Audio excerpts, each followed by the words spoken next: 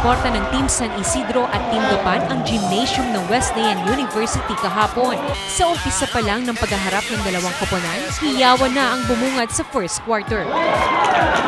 Lalo pa nang magkakasunod ang palitan ng pagtapal ng bawat koponan.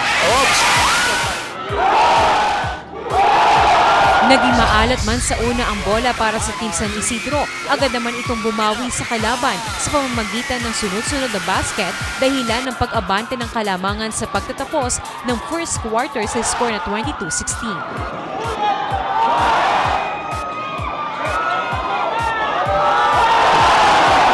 Sa pagpasok ng second quarter, unti-unting lumapit ang score ng Gapan sa San Isidro dahil sa pagpapakawala ng 3-point shot ng mga manlalaro ng Team Gapan. Hanggang sa sumapit ang natitirang 4 minutes, tumabla ang score sa 33. Hindi pinayagan ng San Isidro na tuluyang lumamang ang Gapan.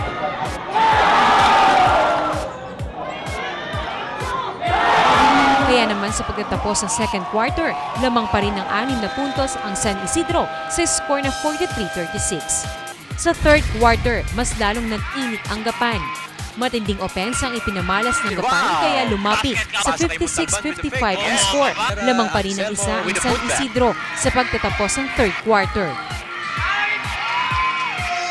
Sa pagpasok ng fourth quarter, lumamang ng 3 puntos ang Gapan, 59-56.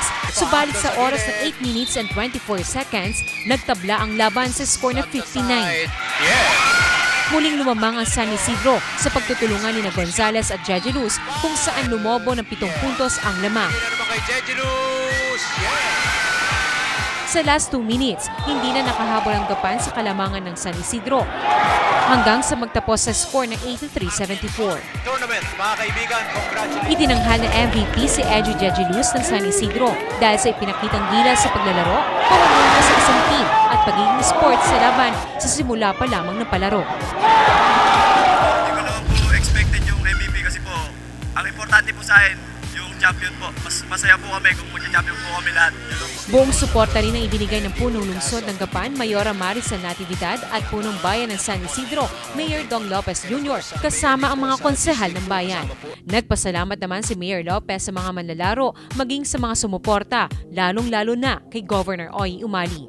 Po, nagpapasalamat sa lahat po ng mga players at sa mga taga San Isidro. At hindi po sila nagsawa sa kalalaro. At yung pang mga bata na yan, wala pong sweldo yan.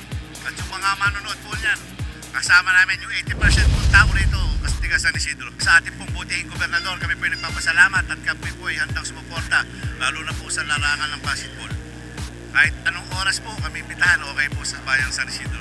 Bukod sa pagiging kampyon ng San Isidro, wagi rin ng Team Gapan na nasa ika-2 pwesto, Team San Leonardo na nasa ika-3 pwesto, at Team Bongabo na nasa ika-4 na pwesto na pinarangalan kasama ang mga kinoronahan sa Binibining Nueva Ecija 2015 noong Martes.